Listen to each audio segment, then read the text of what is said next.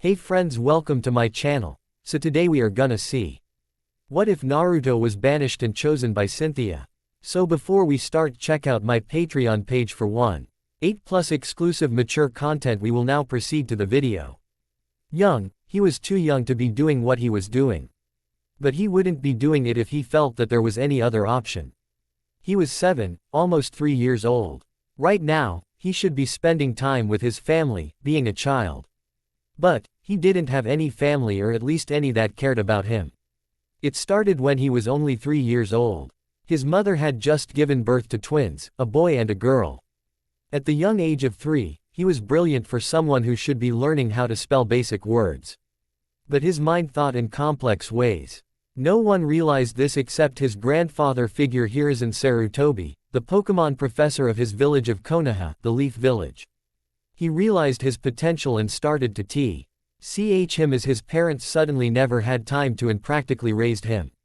You might be wondering who this child was. Well, he was Naruto Namikaze, and right now, he was running away from what was his home. Naruto knew that since his siblings were born, they would need more attention than he would, and he accepted that. He had hoped that even though this happened, his parents would still care about him, but instead, he was being raised by other people as they couldn't handle all three of them when the twins needed so much attention. The head Pokemon Dr. Tsunade Senju raised him. They spent so much time with each other that he could call her mom, and she would call him son. It got to the point that when he was at his home, if you could call it that, his parents barely even noticed him or gave him acknowledgement. This last year though, while he stayed and studied with Tsunade and Hiruzen, he noticed that even though they were younger than him, his parents would talk about how great trainers his siblings would be and never even mentioned him. He finally accepted that to his parents, he was nothing worth mentioning, and that with the birth of the twins, they no longer wanted him. This leads him to his current predicament. He ran through the forest as the clouds darkened. When the wind started to pick up, they quickly became ferocious, sounding like wolves howling into the night. Then came the rain. It started in sputters until it came down like a waterfall. Combined with the wind, it became like a Category 5 hurricane. The first strike of lightning hit the ground, forcing Pokemon to flee from the immediate area. It took a while, but he eventually found a cave in the mountains away from civilization. Naruto stared into the fire he made, thinking about what he would do next. He always wanted to travel, as he found a dislike for being cooped up in a place for too long a hassle. It was one of the reasons that his grandfather and adopted mother would always talk him out of the village and taught him how to survive in the wild. If he could get the right help, he could leave Kalos and travel the world like he wanted to and make his own path. He was broken out of his thoughts by a loud rumble of thunder followed by multiple lightning strikes that briefly showed the outside. He knew that all Pokemon should be undercover now and was surprised to see a figure falling through the sky and disappear behind in the trees a little ways from him. Naruto knew that the Pokemon was hurt and knew that his mother figure Tsunade would kill him if he didn't help the clearly injured creature. When he got closer to the mysterious creature, he gasped in surprise at the appearance of the creature, as he had never seen anything like it. The creature was slightly feline in appearance, being primarily gray with a long, purple tail. On top of its head were two short, blunt horns.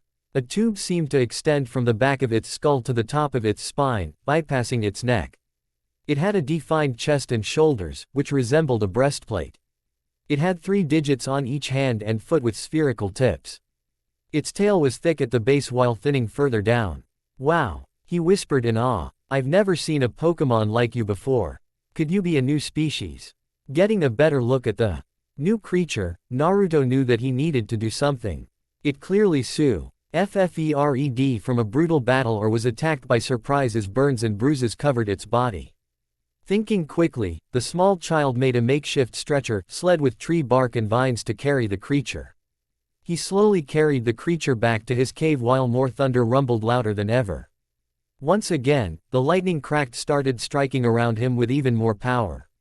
With renewed vigor, Naruto hurried to his cave and restarted his fire to warm him and his new guest while deciding to get food and herbs to help heal the Pokemon to ensure that it would live. He looked at the unconscious Pokemon and spoke. "I'll be back to take care of you. I hope that I can help you." With nothing else to say, the young child ran back into the forest and stormed to find what he needed. 2 orbs of deep purple fluttered open as the Pokémon woke up. After fully waking up, it turned its head and looked around the area that it was in, trying to remember what happened. It looked down to see that it was covered in a blue blanket with medical gauze wrapped around its arms and hind legs with a few band-aids on its face. What is going on? Where am I? The Pokémon thought to itself while noticing a smoldered and burnt fire.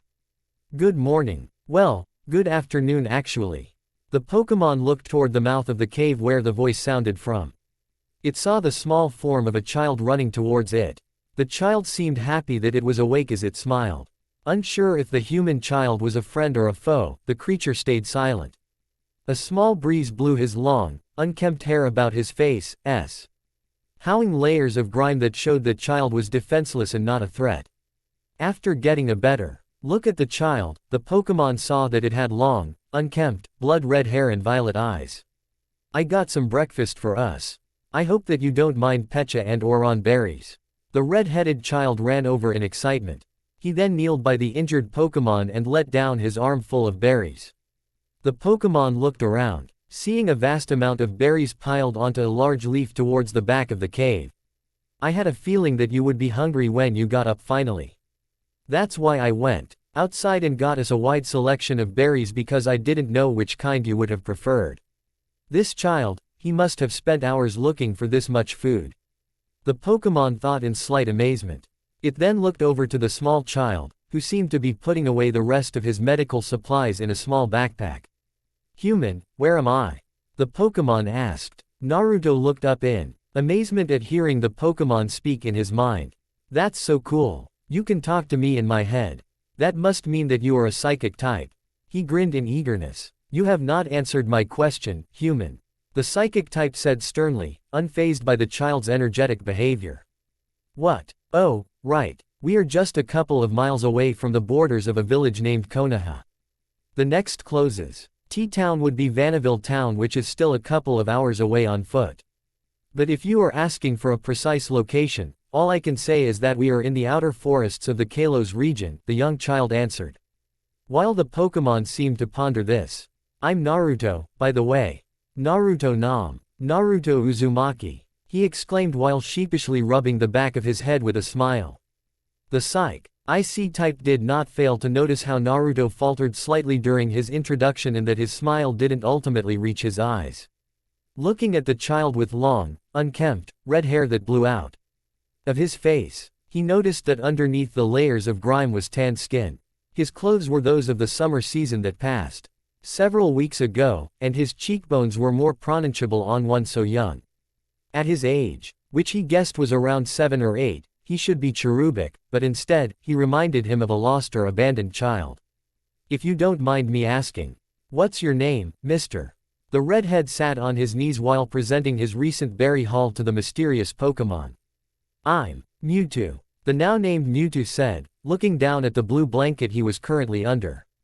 Mew.2. That's a cool name. Never heard anything like it before, was Naruto's response as he tested out Mewtwo's name. Why did you save me? What is your motive, human? Subsequently, Mewtwo's past encounters with humans were not pleasant. He has had a couple of run-ins with some psychotic organizations and the occasional poachers from time to time, but they were nothing he couldn't handle on his own. Thus, he had his reasons to be distrustful, even to a child. I wanted to save you because you're you. I wouldn't want to leave you out there in that storm to die. Besides that, I don't have another reason. Do I really need a reason to help others who are in need? Naruto said, looking confused. Mewtwo looked up at him in surprise.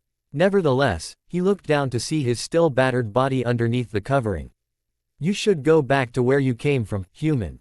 Someone must be worried about you. Mewtwo noticed that as he said this, the child looked down to the ground in silence. I don't really have anyone waiting for me at home. My birth family doesn't care about me, and the people who do care about me are getting too busy to spend time with me. Naruto spoke in a dejected tone. He looked up, and Mewtwo saw the sadness in his eyes. It's always been like this, and no one has found me, so you can see that they are not looking for me. I see, Mewtwo said, looking over at the abandoned child in pity. thinking that he is just like him, alone. Are you alone too? The child asked, sitting down, wrapping his arms around his knees, waiting for a response. I mean, you don't have anyone waiting for you either. No, I do not. The one person who I thought understood me was just using me all along. No one has ever treated me as an equal. Humans are nothing but trash. They did not listen to me when I said that it hurt. They did not listen when I told them, begged them to stop. They didn't listen to a single thing that I said. Mewtwo shouted in anger, clenching his paws, thinking back to the man. Giovanni, using him like some tool. How are you going to move forward if you keep regretting the past? You can't change the past, but you can work towards a better future. Mewtwo swiftly snapped his eyes up, meeting the child's purple orbs. Mewtwo snapped back at the small child. You don't know anything. What the hell is up with you, child? Trying to be some kind of hero. Feel like some all-powerful being. So annoying. Why? When? Where? What? How will you do, and just who will you become? You're just pretending by spouting your ideals. You have nothing. You won't become someone. The redhead just smiled despite the psychic-type harsh words toward him. I don't think that we are that different, Mewtwo. For the majority of my life, I have sought recognition from my parents. I felt bitter towards my younger siblings and closed myself off except to a select few, never letting anyone in. And someone who doesn't let anyone in will just be a shell of themselves. But I've realized that in this world, you'll sometimes meet troublesome people who will, without even asking, give you the love that you need and bring you out of your shell. And, for people like us, meeting such a person is very blissful and eye-opening. He grinned back at the genetic Pokemon. Naruto then stared back into the fire with a small smile. When I realized that my life with my family wouldn't improve and saw that my caretakers were getting too busy for me, I knew that I had to do something. I knew that the only way to improve my life in any way would be to leave and forge my own path. That is how I've arrived at my current situation, the child said, stoking the flames of the small fire with a small branch. Mewtwo thought back to the experiments, from being created, and then planning to take over the world with an army of cloned Pokemon until Mew stopped him. Naruto looked over at Mewtwo, noticing the stain of guilt in the psychic Pokemon's eyes. You don't need to apologize to me. Everyone makes mistakes in their lives, no one is perfect. All you need to do is make an effort not to make the same mistake a second time. The child's eyes seemed to gain own life back to them while smiling back at Mewtwo. Liars, you always say the same things. I'll believe in you. I'll protect you. I care about you. I'll never believe that again. No one will ever protect me. I won't even think about it. I'll fight alone, live alone, and die alone. I know. I've felt it on my skin and in my body. That it's better not to believe in anyone than believe and be betrayed. Mewtwo glared away from Naruto, instead choosing to gaze at the shadows that danced along the cave walls. You shouldn't let others decide how much your life is worth. The only one that can do that is yourself. If you want something, you need to take it yourself. That's how I think anyway. To make your dreams and ambitions come true, you got to take risks as nothing is free. The larger your ambition, the greater risk you must take. It might not come true immediately, but with enough patience and hard work, it will. It might take only a few years to reach, or even your entire lifespan, but it is only your choice to make. You can live in peace and seclusion trying to run away from your fears, or you can risk it all and reach for the very top and overcome your fears. So, you need to make a choice and not let someone make it for you. Naruto said with conviction. Mewtwo looked back and considered Naruto's words before seeing said child getting back up on his feet to pat the dirt from his tattered shorts. Are you leaving already? It's only for a little while. I need to get us some more water before it becomes night again. Naruto said while grabbing a canteen by his pack of medical supplies. He then slid the strap of a canteen around his shoulders before leaving the cave. I won't be long. I'll be back before you know it, Mewtwo. Why do you smile? You are in so much pain, and yet you still smile towards me. Naruto stopped at this and answered while looking outside. Mewtwo observed his still form. I don't smile for just anyone, Mewtwo. I smile for myself. If I don't have a positive outlook, then I have already given up and failed. Naruto turned back to Mewtwo with a small smile and saw that Mewtwo's mouth twitched slightly. Naruto believed that even Mewtwo was fighting not to smile himself. Naruto Uzumaki. How do I know that you won't try to capture me once I let my guard down? Mewtwo asked before the aforementioned child disappeared outside the cave. You don't. You just have to have some trust in me, he said back, smiling at the powerful psychic type before racing away to find water. Trust. I hate the word, but, coming from someone like him, it sounds different. Mewtwo's mouth turned into an unnoticeable smile as he laid back down. After Naruto's return, the pair talked for hours. Well, Naruto talked for hours while Mewtwo listened. While he ate some of the berries that Naruto had gathered. Naruto talked about his life, both good and bad, while finding comfort in the fact that Mewtwo didn't judge him for leaving. They first talked lightly, but then the conversation picked up when Naruto started talking about becoming a Pokemon trainer and going on his own journey. Mewtwo felt something that he had never experienced before. He didn't know what it was. But it was a nice feeling that he got as he got used to someone talking to him in a friendly way. Mewtwo knew he had to take some time to heal up and rest for a few weeks before taking off again. Naruto was sad that Mewtwo said he would leave once he was fully healed, but the blonde understood and was happy to and comfortable before leaving. The young redhead smiled as he picked up small twigs and sticks for his and Mewtwo's fire, making sure they were all dry. The young Uzumaki smiled, thinking about the last week and a half he spent with the psychic-type Pokemon. He even learned that Mewtwo was a legendary Pokemon, and he was created by an evil organization named Team Rocket, who wanted to use him for their evil plans. Mewtwo told him that he was on a solo journey to find somewhere to belong and atone for his past sins. The psychic type explained that a group of poachers spotted him and attempted to capture him while he was helping some other Pokemon who were in trouble. He was able to get away in time but got injured in the process. The night that Naruto found him was when Mewtwo was trying to get further away, hoping the storm would cover his tracks.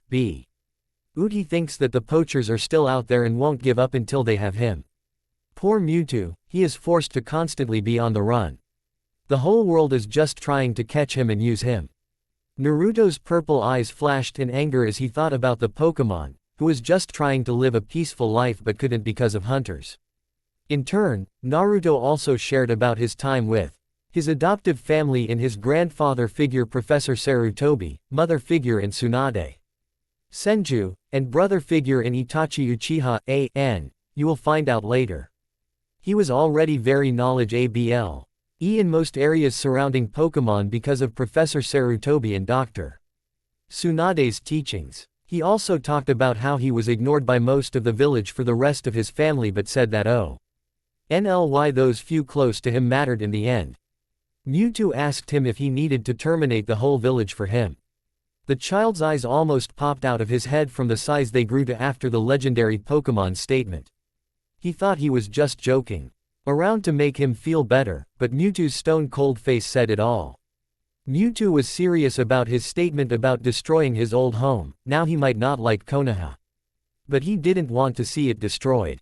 After turning down the offer of the complete destruction of his previous home, Naruto thanked him for his consideration. Naruto enjoyed Mewtwo's quiet personality. Even though he can be harsh and cold at times, but he was fair during their brief conversations when the psychic type actually spoke to him. And Mewtwo enjoyed Naruto's company. Even though the child can be extremely annoying at times, he still knew when and how to act appropriately. It was during the third week that something finally happened, and it wasn't good. Naruto was collecting some water from a nearby stream for Mewtwo and himself, and the canteen was nearly full before Naruto spotted multiple groups of people dressed in all black. They were covered in armor and carried guns while making their way deeper into the forest. He could feel the wickedness of the people from his spot across the river. What are they doing here? I thought Mewtwo's aid that he gave them the slip during the storm. They shouldn't even be looking for him, was the child's thought process while running back to the cave. He had a look of determination on his face. I have to protect Mewtwo no matter what. Hey, Mewtwo, are you okay? The said psychic type sat up, confused by the child's hurried and distressed state. He was bent over with his hands on his knees, trying to catch his breath. What is going on? Is something the matter? Asked the confused Pokemon. Thank goodness you didn't leave the cave. There's a group of those poachers, the ones you mentioned before, coming in this direction. But you are not fully recovered yet. Just stay here for a bit while. I'll lead them away from this location. The child said with worry on his face. I know that I am not the strongest. And compared to anyone else, I am weak. But I can at least lead them away from here, so please don't move. His red hair covered his eyes, but Mewtwo knew that there was some fear in them, from what he didn't know. It could be from the poachers or from Mewtwo himself getting captured. Mewtwo looked back down, spotting the water he requested early by his bedroll he was resting on. Mewtwo growled and turned to the mouth of the cave. He felt the presence of several unknown individuals getting closer. Naruto, do not be so foolish. He scolded the child. Don't worry about me, just stay safe. Mewtwo admired the blonde's will to protect him, but Mewtwo was not comfortable leaving the boy to fend off the incoming threat. I know that I have no strength to offer. It irritates me with how weak I am. But let me protect you. Naruto pleaded before leaving back out. Mewtwo got up into its feet the first time in the last couple of weeks it was bedridden. Naruto took care of his every need. So there was no reason to leave the cavern in the first place. Mewtwo padded toward the entrance in irritation of these insignificant insects disrupting his rest. They will pay. I will make sure of it. He was already by the cave entrance. Don't. Mewtwo, please just. Mewtwo had enough of the child's self-sacrificing words. Stop trying to do everything by yourself. Remember, you are not alone. Naruto looked at his face in surprise. Don't be so quick to throw your life away. It doesn't matter how embarrassing or disgraceful it may be, but remember what you told me, you need to keep struggling to find your way out until the very end. The child looked down in frustration in feeling weak and not having any way to help his only friend. You taught me what it means to care for someone else than myself. For that, I will be eternally grateful, Mewtwo said, patting Naruto's head in gratification. No, I'm the grateful one. You were the one who was will to become my friend, and for that, I am grateful. Naruto beamed back at Mewtwo. The bond between both human and Pokémon showed as they shared a small smile before heading out to face the threat that was heading towards them. The duo made quick work of the power-hungry poachers in no time. The poachers were distracted by Naruto as Mewtwo used teleport to make him disappear and reappear around the dense forest without them noticing. They were picked off one at a time by Mewtwo while they grew frustrated with the young redhead taunting them, being so transfixed with him that they never noticed their lowering numbers. After tying the poachers up, Mewtwo erased all of their memories of meeting them before teleporting them to the nearest Officer Jenny. Mewtwo then destroyed all of their machines and Pokeballs, thus setting all of the Pokémon free from the poachers who forcefully captured them against their will. Naruto was grateful that things had calmed down for the duo of human and Pokémon since the poacher incident. The only thing to happen since then was a small search party that was looking for their friends and equipment. Mewtwo wiped their memories and sent them on the way to jail like the others. The young red-headed child looked into the sky, seeing a sunset with the most beautiful colors he had seen in his short life. Orange covered the sky complemented with different hues of reds and purples, only further proving its beauty to give way to the forthcoming starry night sky slowly. Today is the day that Mewtwo is leaving. I want to be happy for him, but instead, I feel sad. T.R.S. flowed down his tan turning pale cheeks onto the ground. He was too sad and heartbroken to cry out or wail in sorrow. Naruto Uzumaki, the voice of the legendary sounded out. Naruto whipped his H.E.A.D. around so fast he could have gotten whiplash. He saw his only friend since he left his village standing before him in a tattered tan cloak covering his frame. The small child could only walk forward with his head down, his blood-red locks covering his violet orbs. It seems like we've spent a long time together, to me at least. But it was short, it was too short. I don't really know what I want to say. I've never exactly been in this kind of situation before. His body quivered as he sold the tears back. The closer you get to someone, the harder it will be to part ways. I don't like having to do this, he said, hoping that one day he would be able to meet his new friend again, that their paths would once again cross. Naruto jumped into Mewtwo's clothed chest and started sobbing, his hands clutching the cloak and refusing to let go. He held the powerful Pokémon as he cried, Mewtwo holding him as well while patting his back softly. A small lapse of time let him pull away to look at The psychic type before his sobbing returned with full force. His cries only breaking when he started to struggle with breathing. Mewtwo, I don't know what you are going to do or where you are going. But you are the closest thing that I have to a friend. So please let me go with you. He started quiet, but it rose in desperation. I understand that I'm just a weak human, and compared to you, I am nothing. But don't leave me. I don't want to be alone anymore. His body trembled with tears streaming down his face, still clenching onto the tethered ropes. While Naruto hoped that Mewtwo would take him, he knew that he wouldn't even consider it. Naruto, look at me. You have always seen yourself as just a normal human, and you are right, that is exactly what you are. You are normally caring, cheerful, and noisy.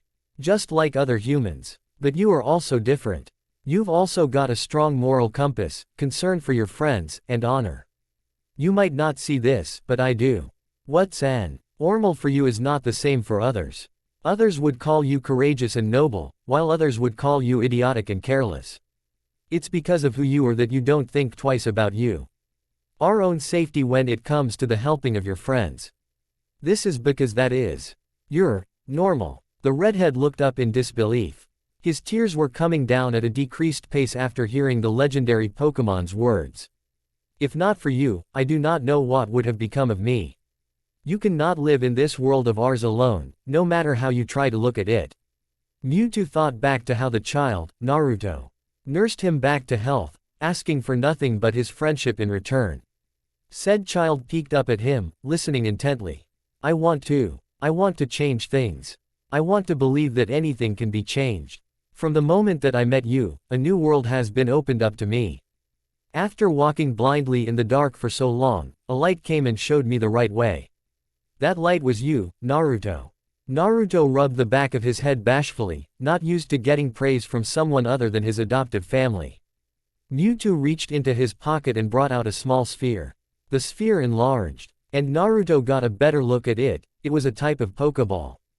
It was divided by a black band in the middle. The top half was purple, with a white M on the front with a pink circle on either side, with the bottom half being white. He then put it in Naruto's right hand. This is a Pokeball. He looked at Mewtwo in shock. But, I've never seen this kind of Pokeball before. This is a Master Ball. The only of its kind. I gave you this because you trusted me, so I will now trust you as well. This is what being friends means, right?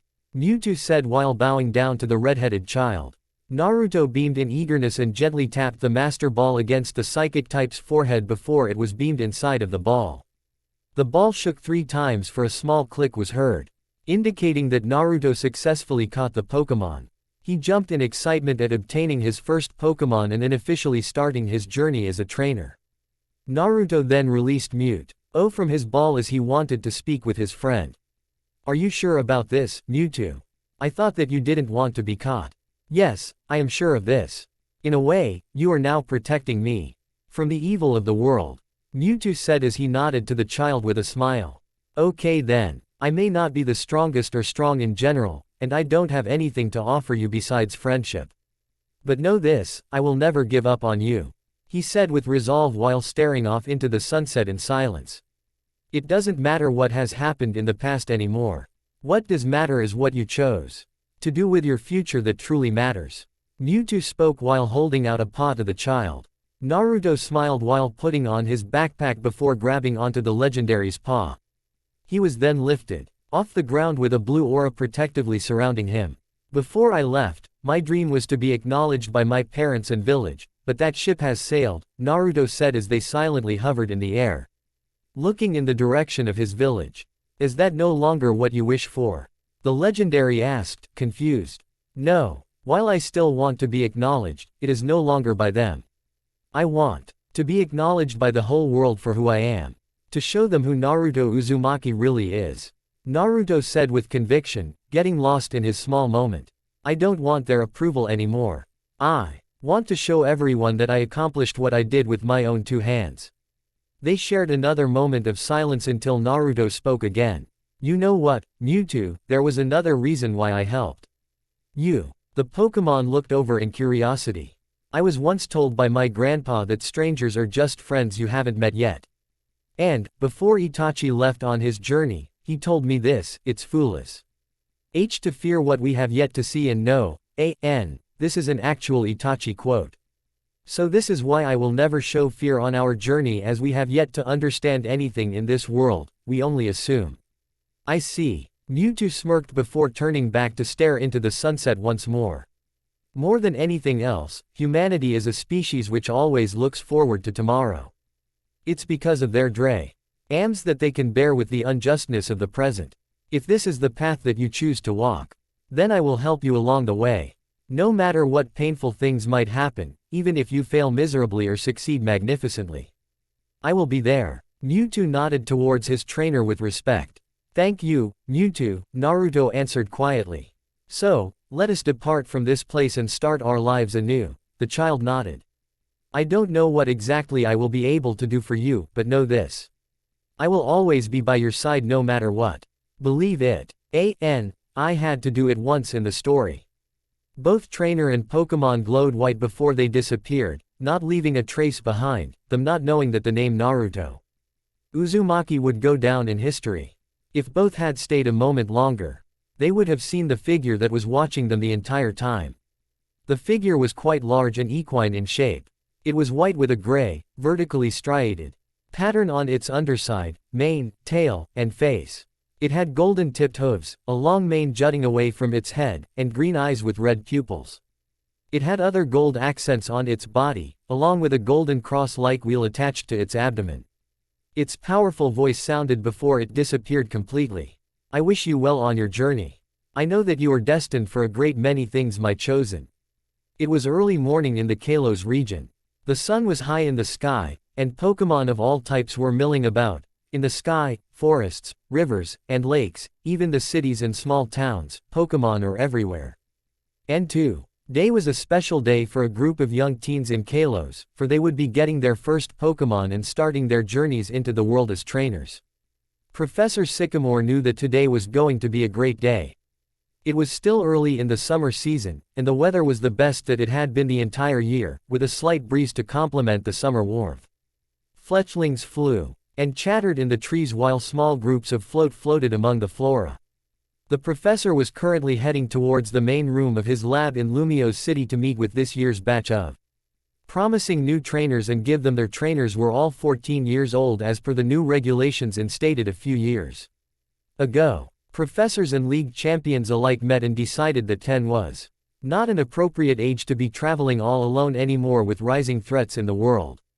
When Sycamore arrived, he looked around the room and saw a group of trainers, lab assistants, and someone he knew very well.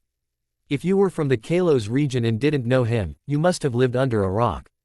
In front of him was a man in his early 20s. He was fairly tall, standing at 5 feet 10 inches with jet black hair pulled into a low ponytail and center-parted bangs that went to his chin and framed his face. He had onyx-colored eyes with pronounced tear troughs. This was Itachi Uchiha, one of the best trainers to ever grace Kalos. Having won the Kalos League his first year but losing to the third Elite Four member. In front of Itachi were 4 girls and 6 guys, most from prominent families in the village of Konoha. A lavender-eyed girl stood shyly between 2 boys who were part of the Inuzuka and Aburame clans. 2 girls' voices rose above the silence that was held. A glance, a touch, a small comment was all it took to stir a hurricane of harsh insults. Both girls were thin, one with long blonde hair in a long ponytail with blue yays, while the other had long pink hair and jade green eyes.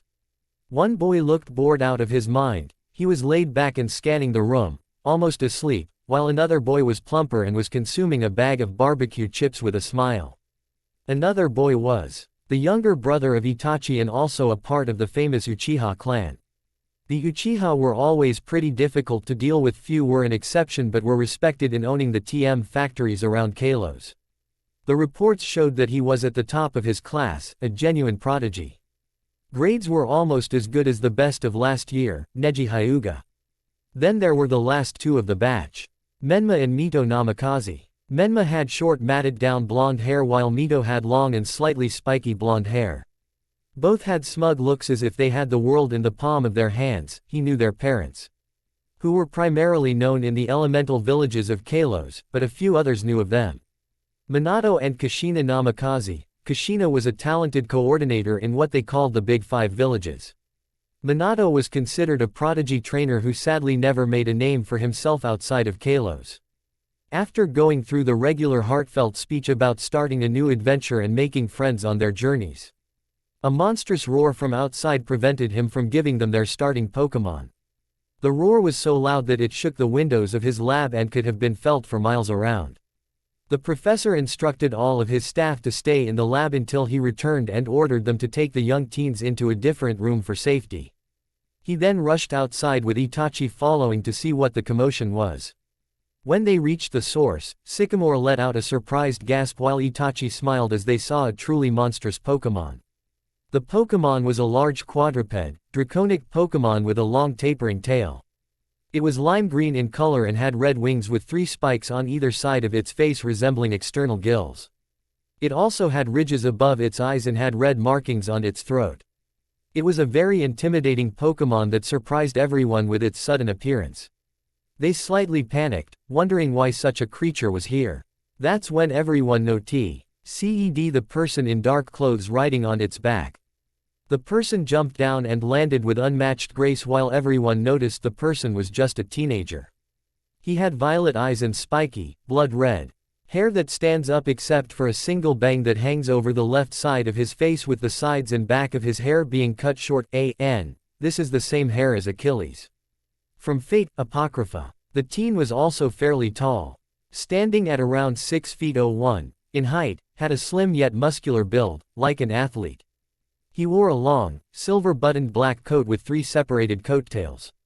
A white, serpentine pattern runs around the collar, with an image of Rayquaza's head hanging over the coat's left shoulder, its body slinking down the right, all the way to the bottom of the coat. A silver lining runs across the edges of the coat, and each cuff of the coat possesses 5 silver-buttoned straps with a silver lining. Underneath the coat, he wore a black sleeveless zippered turtleneck beneath a black, sleeveless vest that reveals well-toned arms and shoulders. He had charcoal gray fingerless gloves, a silver snakeskin belt with a silver buckle, black pants, and tall, black boots. Kavir. D by gray gaiters with several straps. Virgil from Devil May Cry. There was a mega ring on this left wrist while a Z ring was on his right wrist. Professor Sycamore was speechless with this sudden appearance. Would you happen to be one Professor Sycamore? The teen asked respectfully. Sycamore just nodded dumbly as he was still wary of the giant dragon that suddenly showed up at his lab. It was twice the size of any other of its species. He was surprised even more when the salamence started lovingly nuzzling against the red head. It wagged its tail in joy like an overly pleased lilpup. The professor then realized something as he remembered a message he had recently received from some of the other regional professors about a young professor coming to Kalos. Excuse me, but would you happen Naruto Uzumaki, would you? The teen then looked over and gave a respectful nod towards the professor to confirm his question, not expecting what would happen next. Sycamore then appeared in front of Naruto almost instantly with stars in his eyes, shaking his hand so fast it was a blur. I have heard all about your work from the other professors and the likes of Stephen Stone and Professor Oak.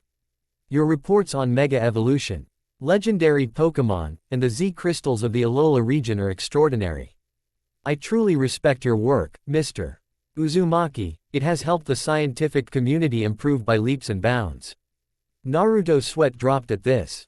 No problem, Professor Sycamore. I have always been interested in Pokémon from a young age and even helped out Professor Oak when I was younger. I have always wanted to learn more about Pokémon, and these theories are just my way of helping out. The more we know about Pokémon, the better we can live alongside them. The teen said, trying to pry his hand away from the excited professor who was one of the leading experts in Mega Evolution. When I got a few messages from the other regional professors about a young professor coming to Kalos to journey through the region, I didn't know that it would be you.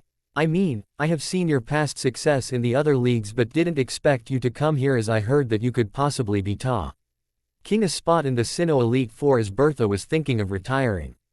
Now Naruto was surprised by that as not many knew about that. Well, this is going to be my last journey as a trainer, but yes. There is a possibility that I will be taking over for Bertha. I also know that if I wanted, I could challenge the Elite Four of Kalos right now because of my connections within the Pokemon League, I have always been one to earn my keep. The young professor said with conviction.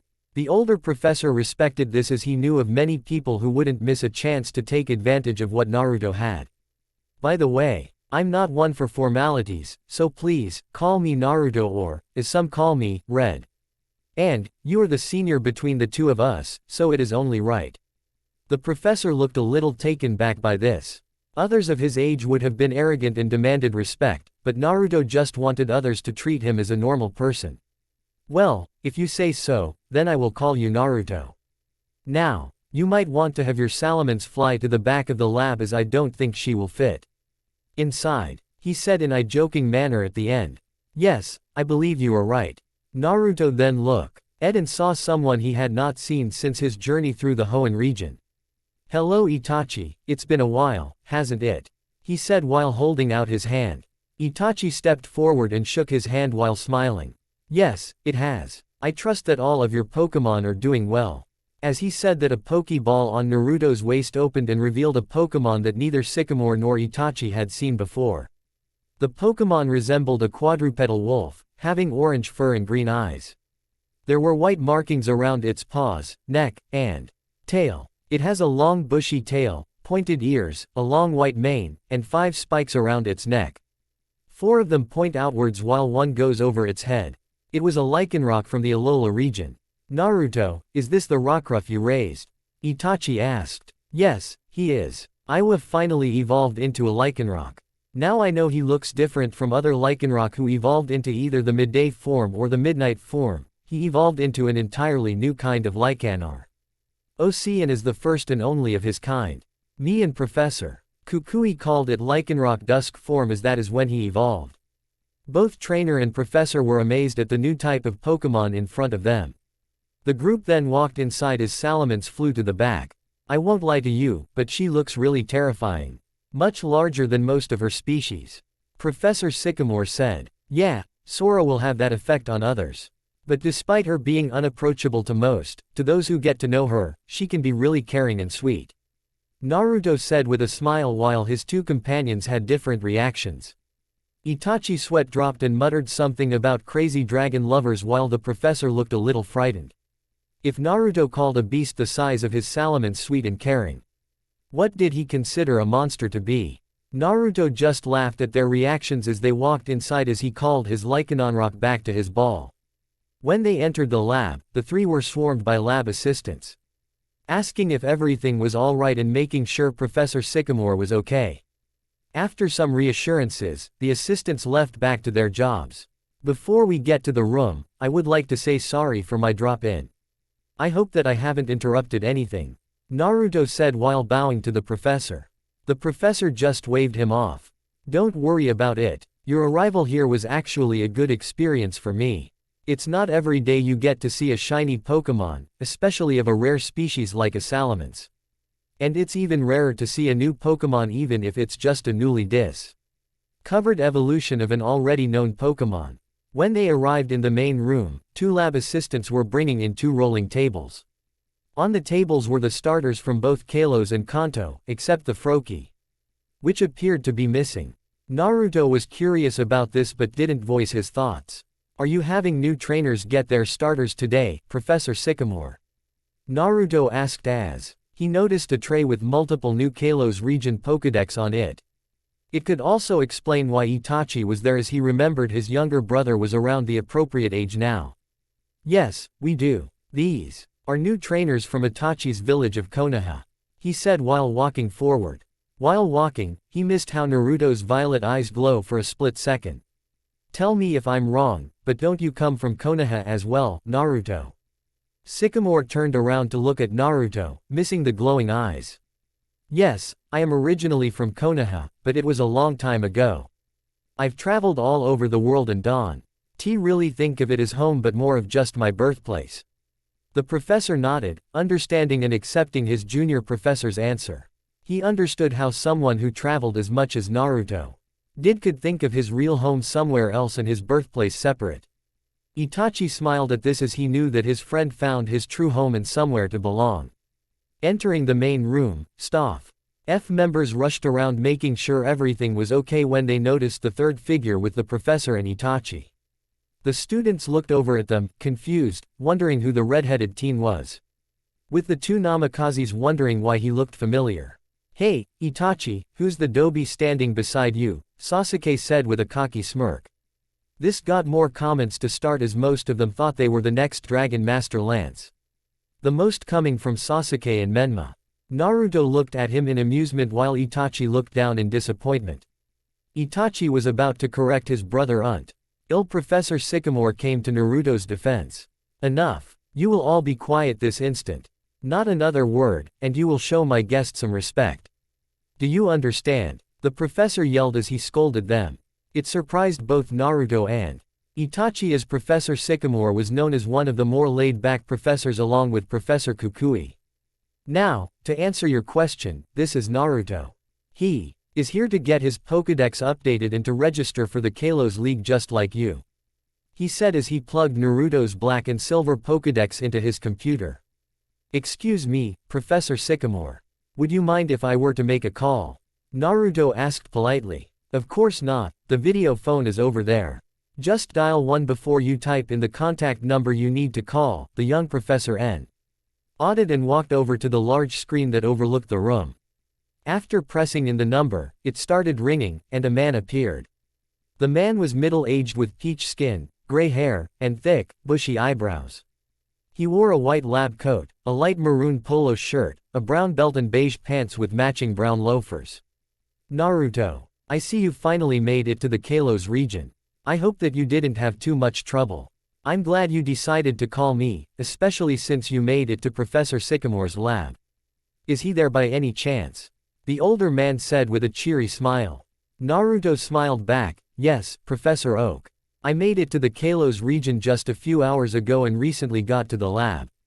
I had an excellent trip with Alexa on the way here. And yes, Professor Sycamore is here. Would you like to speak with him?" "Yes, I would like to speak with him, you as well. I wanted to go over your report on Z crystals from the Alola region. My cousin Samson said they were excellent, so I gave them a read and would like some of your input. You were very detailed, but I would just like some information that you might not have included," Oak said. "I'm right here, Professor Oak. You are correct, though. I have read most of his report but not all of it. So I am perfectly fine talking about this. I have the time," Sycamore said with the same enthusiasm as earlier. The three professors then dove deep into a scientific conversation that none of the new trainees understood. Itachi listened to the discussion with interest and took in the things he could understand. The others couldn't understand how someone who was just a few years older could talk to the other professors like equals. It made some of them green with envy. "What makes him so special? I bet we could do way better than he ever could," Menma said arrogantly with a slight growl. "Do you kids not know?" a lab assistant asked. "That's Professor Naruto Uzumaki. He is being called the future of the Pokemon world by many others." The lazy Nara was intrigued by this as he stood up straighter. "Why is he called the future of the Pokemon world? Is he some kind of prodigy?" he asked. "Mr. Uzumaki is what is called a prodigy that comes every 100 years. His prowess as a trainer is almost unmatched. He has done well in all the leagues. He just recently won the Alola League and has placed second in the Sinnoh League, third in the Unova League, second in the Hoenn League, and he won both the Kanto and Johto Leagues. If you think this too much then understand this. He is a prodigy in both being a trainer and Pokemon. Professor. So this is understandable. Look at it like this, in my story, each region and league took about 1 year to won and ain some pretty monstrous Pokemon. He is also the youngest person ever to become a Pokemon professor. Would you mind telling us why the name Uzumaki sounds so familiar? I feel like I have heard that last name before, said the Yamanaka. Well, you probably heard it from his other work. He and his cousin Karen Uzumaki are the co-CEOs of Whirlpool Inc. They are the worldwide leaders when it comes to Pokemon items. The two are known for being famous Pokemon doctors, researchers, and breeders. A different assistant said. I even heard that he is called the strongest of the 9 beasts. What are the 9 beasts? Asked Mito while she stared at Naruto with what looked like longing. And she herself didn't know why. The 9 beasts are the 9 strongest trainers from Kalos.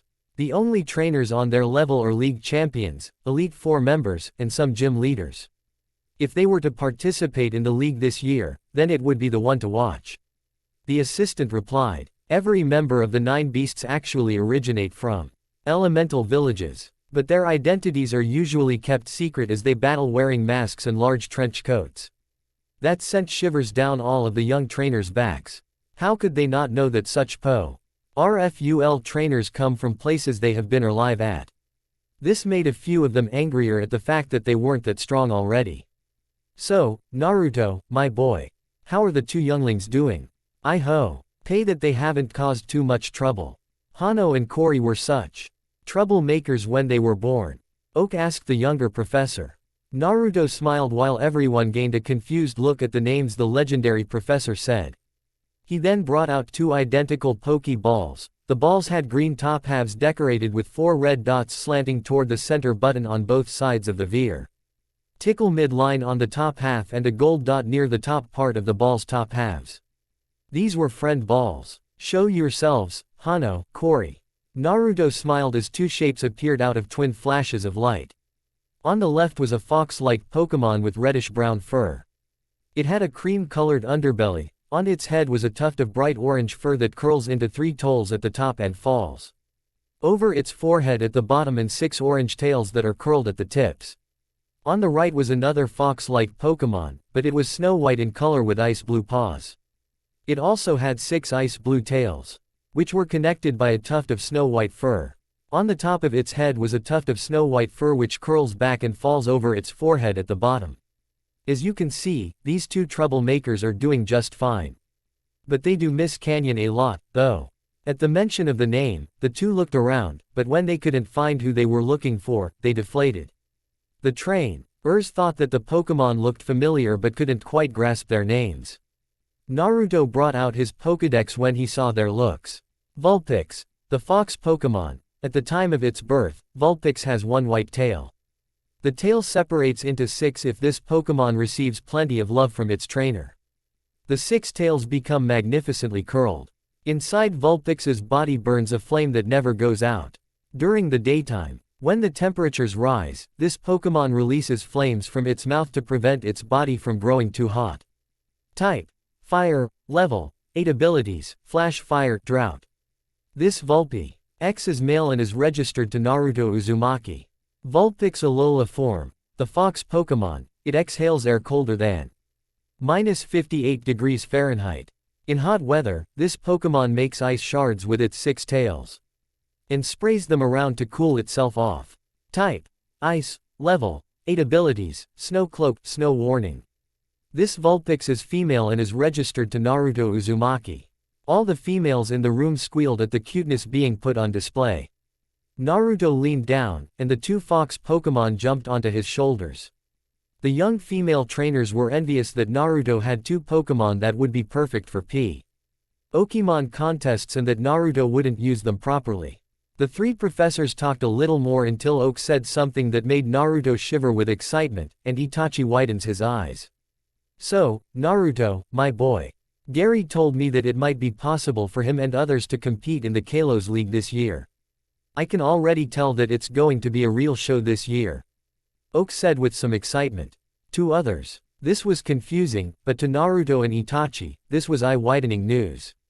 If what he said was interpreted correctly, then this year's Kalos League just got a whole lot harder. Well, I must be going now. And don't forget to call those who care about you, my boy. You know how your cousin can get. The screen then went blank. Well, I think that it is time for these trainers to get their starters, don't you think? Professor Sycamore said to his assistants. While the professor updated Naruto's Pokédex, 2 of the assistants wheeled out tables with the available starting Pokémon on them. Naruto took notice of the lack of Froakie from the lineup of Kalos starters but didn't comment as it wasn't his business. I'm going to keep their Pokémon the same with some changes for my 2 OCs and the missing Psy. Some of this upcoming stuff is similar to the original. Sycamore handed Naruto his Pokédex back, then he went over to hand out the new rookies' Pokémon, Pokéballs, and Pokédex.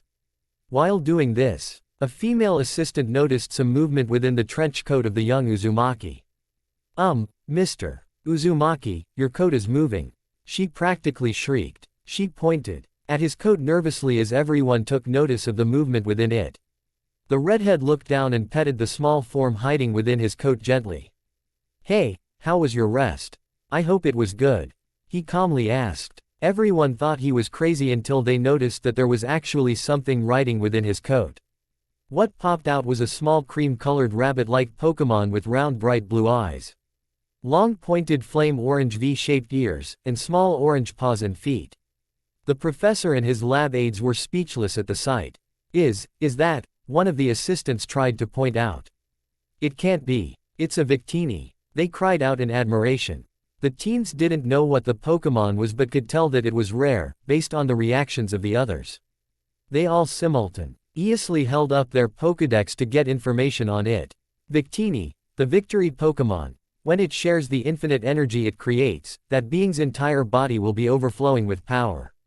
This Pokemon brings victory. It is said that trainers with Victini always win, regardless of the type of encounter. Type: Psychic, Fire, Level, 45 Abilities, Victory Star. This Victini is female and is registered to Naruto Uzumaki. The young trainers glared holes into the back of the Uzumaki for having a legendary Pokemon, one of many. Most trainers spend their entire lives just trying to get a glimpse of a legendary. But he acted like it was an everyday occurrence. Naruto knew that his juniors would be surprised and possibly jealous, but he didn't expect to see what looked like hate and envy. He thought that they would be overjoyed.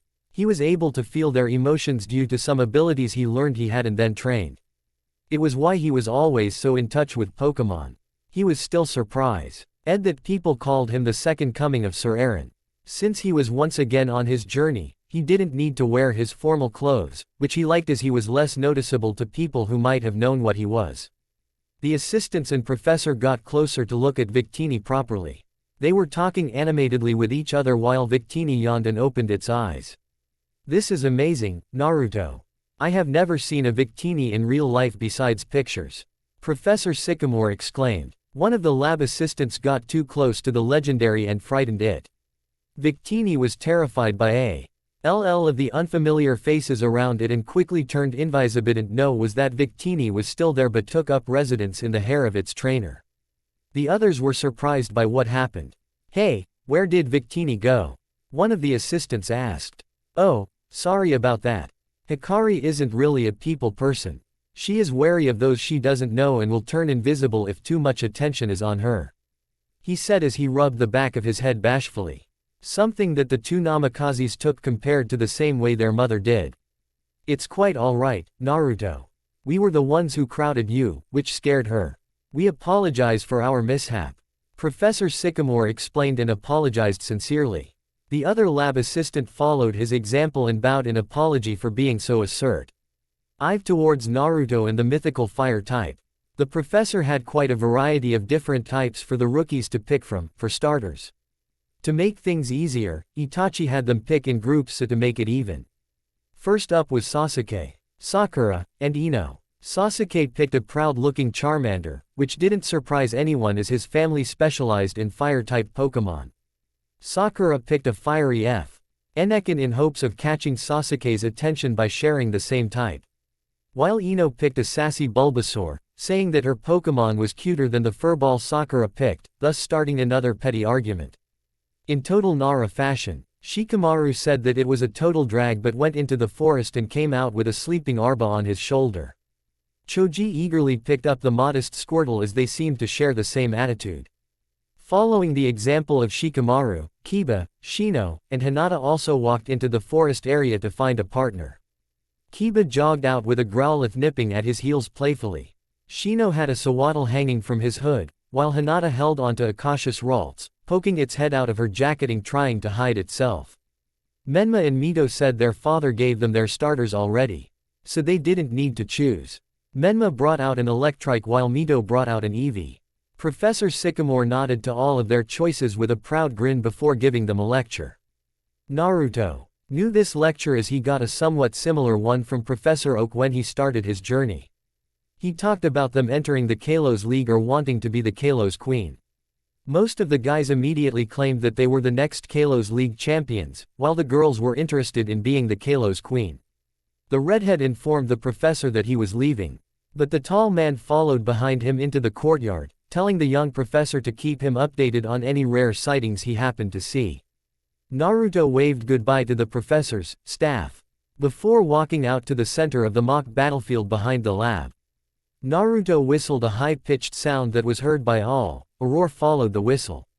Sora cried out and landed right in front of her trainer, nearly knocking Naruto over. She rammed her head into his stomach as she attempted to cuddle with her trainer. Victini then reappeared and glided over to sit on the giant dragon's back, trying to get comfortable. "Hey Sora, you ready to hit the road again, girl?" he asked while scratching her chin. The reply he received was a big lick from a rough tongue. Professor Sycamore shook the redhead's hand once more before he boarded his shiny Pokémon when someone called out to Naruto. "Hey Uzumaki, we challenge you to a battle." Two voices called out. Naruto turned to see who it was and thought about what he should do. After seeing who it was, he smirked. He saw it as an opportunity to humble the new trainers before they got too big for their britches. "Well, okay then. I accept your challenge," he said confidently. Naruto then brought out two Pokeballs and released his chosen Pokémon. "Let's battle." Thanks for watching. Half years to complete.